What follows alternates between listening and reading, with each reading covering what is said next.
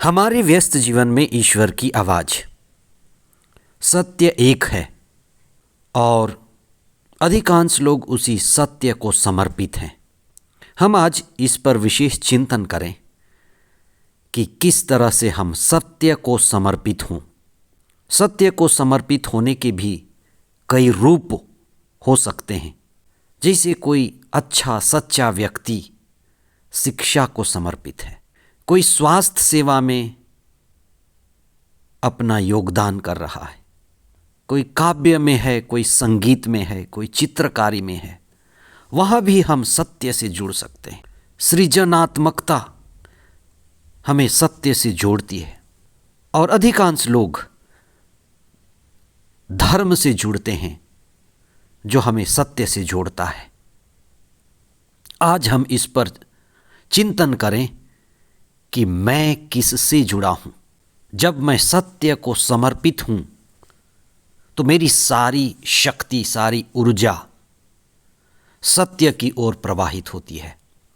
सामान्य काल का चौथा सप्ताह 2 फरवरी 2024 शुक्रवार, प्रवक्ता ग्रंथ अध्याय 47 पद संख्याएं 2 से 11 तक, संत मार्कुस का सुसमाचार अध्याय 6 पद संख्याएं 14 से 29 तक। 2 फरवरी को ईसा के मंदिर में समर्पण का महापर्व मनाया जाता है। सत्य को समर्पित होना हमारे जीवन को उद्देश्य मूलक बनाता है। जो व्यक्ति सत्य को समर्पित है वह एक विशेष उद्देश्य के साथ जीता है। और अगर हम सत्य को समर्पित हैं, इसी से हम कह सकते हैं हम ईश्वर को समर्पित हैं, तो हम भटकने से बचते हैं। आज आप इस विषय पर विशेष चिंतन करें कि क्या मैं सत्य को, ईश्वर को समर्पित हूँ। अगर नहीं तो मेरी शक्ति सही दिशा में नहीं लगेगी। सबसे बड़े दार्शनिक जो अरस्तु थे, एक यूनानी थे, अंतिम दिनों में उन्हें एथेंस में बंदी बना करके जेल में रखा गया था। वे प्रजातंत्र के पितामह कहे जाते हैं। वे प्रजातंत्र के पक्षधर थे और बड़ी तार्किक बातें करते थे। और उस समय के युवा, एथेंस के युवा उनसे बहुत अधिक प्रभावित थे, जिसे शासन तंत्र डरती थी।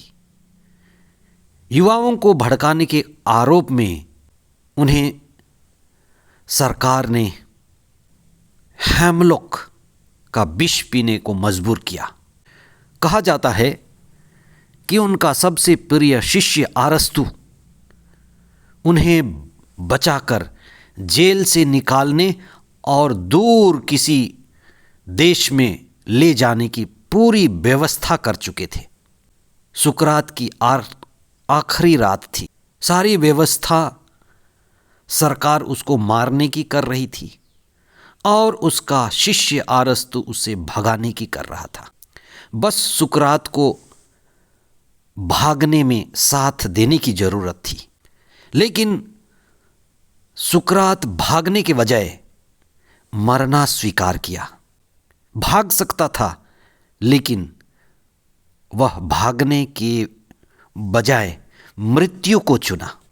और सुकरात का कहना था कि अगर मैं भागता हूं तो मेरा शरीर तो बच जाएगा, लेकिन मेरे विचार, मेरी शिक्षा, सत्य की खोज जो जीवन भर मैंने किया, सत्य के साथ खड़ा हुआ, सत्य का साक्ष्य दिया, वह मर जाएगा।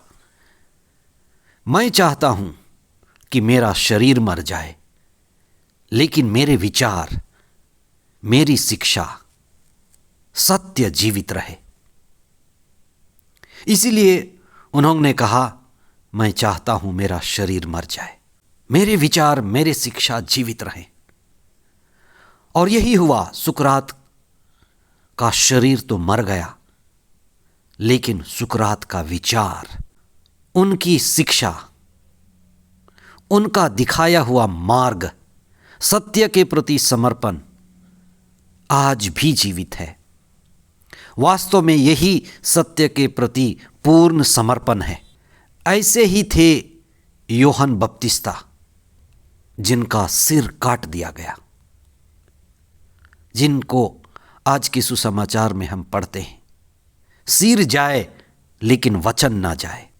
आज के सुसमाचार में दो तरह के व्यक्तित्व को हमारे सामने रखा गया है। एक तो है योगी और दूसरा है भोगी।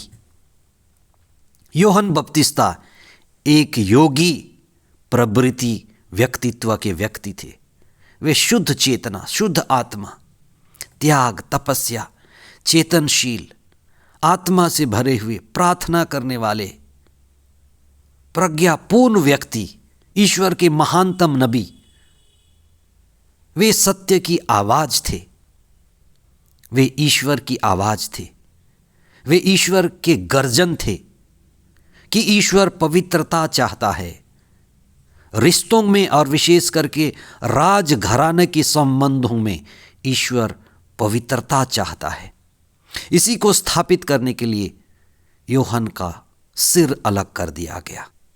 वहीं हेरोद एक ऐसा व्यक्तित्व है जो अयासी है, भोगी है, कामी है, बुराइयों से भरा है, सांसारिकता से जकड़ा है, और ये आदमी गलत आदमी के हाथ में शासन तंत्र है, शक्ति है।